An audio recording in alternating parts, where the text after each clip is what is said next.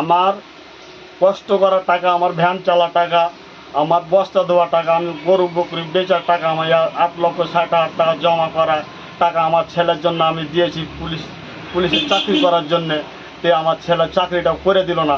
এখন আমি টাকা যদি চাইতে যাই আমাকে মেলা রকম হুমকি দেখায়, গরম দেখায়, লাঠি লাদনা মেলায় ছোড়া মোড়া আমাকে দেখায়। এখন আমি পুলিশ প্রশাসনের কাছে আমি অনুরোধ করে বলছি, পা ধরে বলছি, আমি যেন বিচারটা তাদের কাছে আমি যেন সুস্থভাবে যেন পাই। আপনারা বিচারটা আমাকে সুস্থভাবে করে দেন।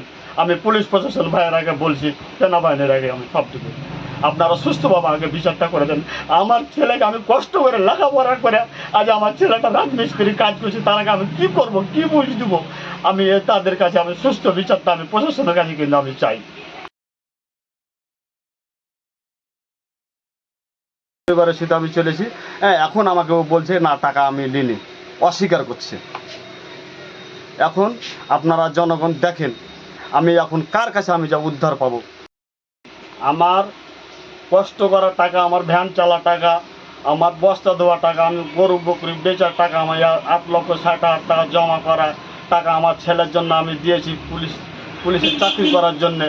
তে আমার ছেলের চাকরিটা করে দিল না। এখন আমি টাকা যদি চাইতে যাই আমাকে মেলা রকম হুমকি দেখায়, গরম দেখায়, লাঠি লাদনা মেলায় ছোড়া মোড়া আমাকে দেখায়। এখন আমি পুলিশ প্রশাসনের কাছে আমি অনুরোধ করে বলছি, পা ধরে বলছি, আমি যেন বিচারটা তাদের কাছে আমি যেন সুস্থভাবে যেন পাই। আপনারা বিচারটা আমাকে সুস্থভাবে করে দেন। আমি পুলিশ প্রশাসন ভাইয়ের আগে বলছি, সেনাবাহিনীর আগে আমি সবটুকু, আপনারা সুস্থভাবে আমাকে বিচারটা করে দেন। আমার ছেলেকে আমি কষ্ট করে লেখাপড়া করে আজ আমার ছেলেটা রাজমিস্ত্রি কাজ করছে, তার আগে আমি কী করবো, কী বুঝ দেবো? আমি তাদের কাছে আমি সুস্থ বিচারটা আমি প্রশাসনের কাছে কিন্তু আমি চাই। পরিবারের সাথে আমি চলেছি। হ্যাঁ, এখন আমাকে ও বলছে না, টাকা আমি নিইনি, অস্বীকার করছে।